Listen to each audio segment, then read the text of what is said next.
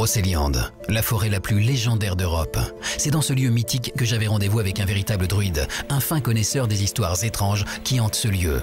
Notre rencontre était prévue au pied de la fontaine de Barenton, un endroit situé dans une clairière où l'on raconte que les fées s'y abritent régulièrement et que des forces mystérieuses auraient le pouvoir de provoquer de violents orages. Je n'imaginais pas un seul instant que ces histoires prennent une tournure bien réelle. Et pourtant...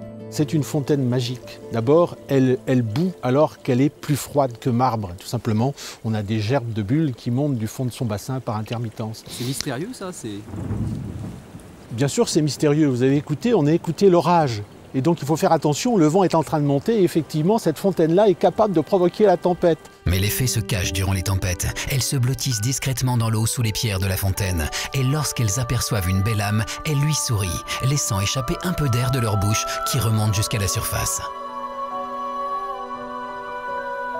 Pour notre druide, l'endroit n'est pas que féerique, il serait aussi une porte sur un monde invisible.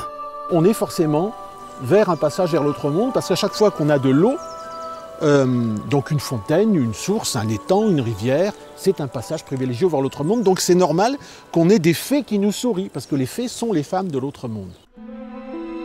D'autres personnages extraordinaires sont intimement liés à Brocéliande. On y croise notamment Merlin, mais aussi les membres de l'ordre légendaire des Chevaliers de la Table Ronde, toujours à la recherche du Graal. On y retrouve l'épée Excalibur, la fée Morgane, le roi Arthur ou même Tristan et Iseux.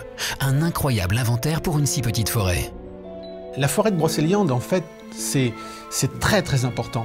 Évidemment, en tant que druide, je suis très intéressé par les mythes, par les légendes, parce qu'à chaque fois, ces mythes et ces légendes nous racontent en fait en arrière-plan des choses très très réelles. On nous invite aussi, sous le biais des symboles, à accéder à une autre dimension de nous-mêmes. Il y aurait donc des messages cachés au cœur des légendes de Brocéliande, des symboles qui à première vue semblent folkloriques, mais qui en fait délivreraient un savoir perdu. Par exemple, prenons l'image populaire du druide coupant le gui à l'aide d'une faucille en or, une image qui serait liée aux astres et au calendrier. On va avoir une faucille en or qui va venir couper une plante qui est formidablement aérienne, qui est lunaire. Quand vous regardez les boules de gui, elles sont absolument lunaires. Donc là, tout d'un coup, on voit un or solaire et un argent lunaire qui vont venir en contact l'un avec l'autre.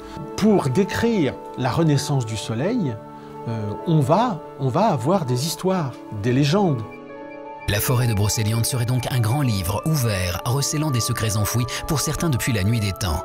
Des secrets qu'il reste donc à découvrir encore aujourd'hui.